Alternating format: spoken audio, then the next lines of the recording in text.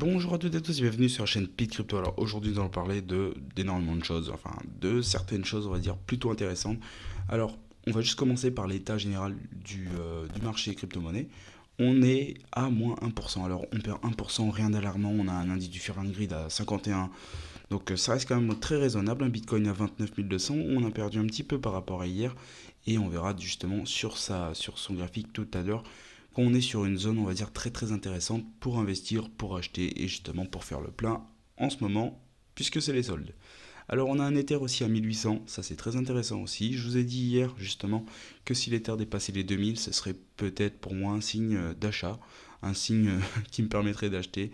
L'Ether pour moi il a beaucoup d'avenir et selon moi, ça reste que mon avis, bien évidemment, il pourrait dépasser en termes de valorisation, en termes de capitalisation, euh, le Bitcoin tout simplement. Alors aujourd'hui c'est pas encore fait, mais on s'y approche petit à petit, surtout que le Bitcoin commence vraiment à vieillir. Alors est-ce qu'il va rester à son stade d'or numérique? Seul l'avenir nous le dira. Donc on a un marché du coup plutôt stable, on ne bouge pas trop, on perd 1%, c'est pas alarmant, et on va tout de suite se diriger vers la courbe du Bitcoin. Alors le Bitcoin, j'ai tracé un petit range. Je me suis dit que c'était le moment de se tracer un petit range. Pourquoi? Parce qu'on est sur une latéralisation du cours et on le voit très clairement. C'est-à-dire qu'ici on a cassé ce support, hein. On l'a cassé franchement. Et ensuite on est venu rebondir sur le bas et cette ligne de tendance baissière ici et sur le bas du range. Sur le bas de ce range justement où on est venu prendre appui pour remonter un petit peu.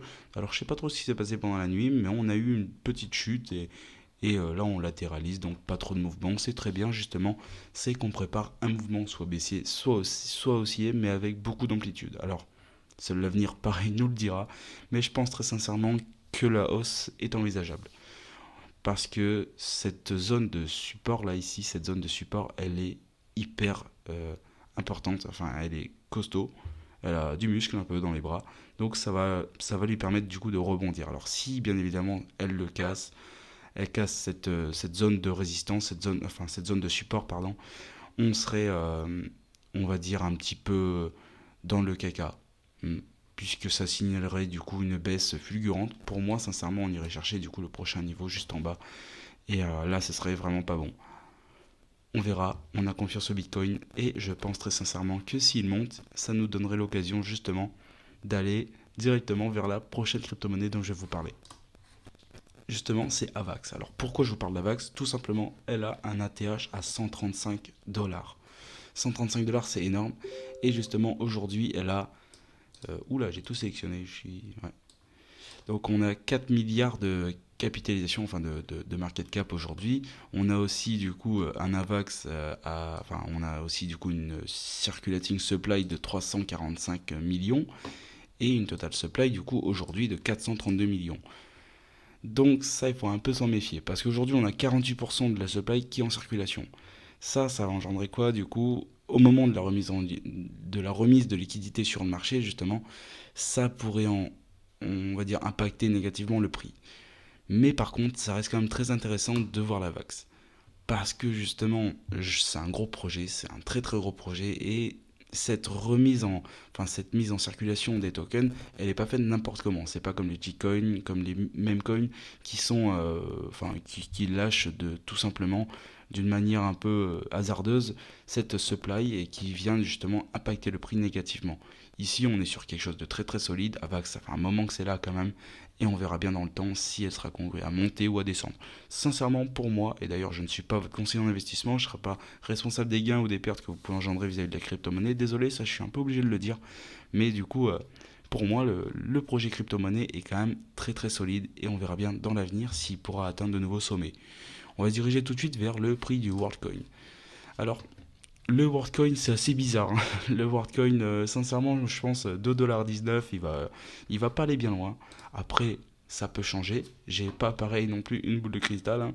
Mais je pense pas que le WorldCoin va aller bien loin. Surtout que c'est un projet assez controversé, hein. C'est un projet très très controversé. Aujourd'hui, on a 110 millions de tokens en circulation. Je sais pas trop comment sont débloqués les tokens d'ailleurs.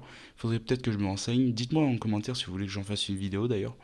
Mais je pense sincèrement que le WorldCoin n'est pas, n'est pas congru à rester à 2 dollars. Il va peut-être baisser. On va tout de suite se diriger vers un projet pépite, selon moi. Et je trouve aussi qu'il faut prendre un petit peu de recul justement sur la chose. Pourquoi? Alors, ils veulent créer un nouveau Bitcoin. C'est très bien, sur le papier, c'est très bien. D'ailleurs, il est en prévente et je vous mets le lien en description. Bien évidemment, faites vos propres recherches avant d'acheter quoi que ce soit. Alors, eux, ils nous proposent du coup de refaire un Bitcoin. Donc, c'est très bien. Sur le papier, ça a l'air pas mal. Donc, on repartirait selon eux d'une offre à 6,05 millions de Bitcoin en circulation, comme en 2011, et on aurait une offre totale de 21 millions de jetons. Donc là, on est au stade de la prévente. Un Bitcoin 20 est égal à 1 dollar. Je ne sais pas ce que ça va donner, sincèrement. On a quand même pas mal d'investisseurs qui sont hypés par le projet. Et selon eux, du coup, il faudrait en acheter justement. Pourquoi? Parce que ça permettrait de gagner de l'argent en stackant du coup les Bitcoin 20, enfin les BTC 20 qui sont en train de recréer du coup. Euh, je suis sceptique. Dites-moi en commentaire ce que vous en pensez à première vue. Je vous mets tous les liens en description pour aller consulter aussi, pour aller vous renseigner, hein. C'est important de faire ses propres recherches pour pas se faire arnaquer surtout. Alors selon eux, du coup, on pourrait prétendre avoir plus ou moins de reward en fonction de ce qu'on va mettre du coup sur ce plan de stacking, sur ce stake to earn tout simplement, hein. Le projet a quand même 3,8 millions enfin, en pré-vente, on va dire en cap pré-vente, et le maximum ce serait 6 550 000. À voir si ça va déjà atteindre la fin de la pré-vente et ensuite on pourra peut-être se positionner sur quelque chose. En tout cas, aujourd'hui, on a un Bitcoin 20 est égal à 1 dollar et ce projet, je vais me permettre justement de le suivre pour donner des nouvelles dans le futur. Il ne faut pas non plus se précipiter, hein. Pour moi, le BTC 20, ça reste intéressant si on est investisseur, si on aime prendre des risques. D'ailleurs, qui ne prend pas des risques est sûr de rien gagner, tout simplement. Donc prenez des risques tout en étant lucide, tout en ne mettant pas toutes vos billes, tout simplement. Enfin, en faisant pas all-in sur ce projet particulièrement. Il y en a plein d'autres qui voient le jour tous les jours.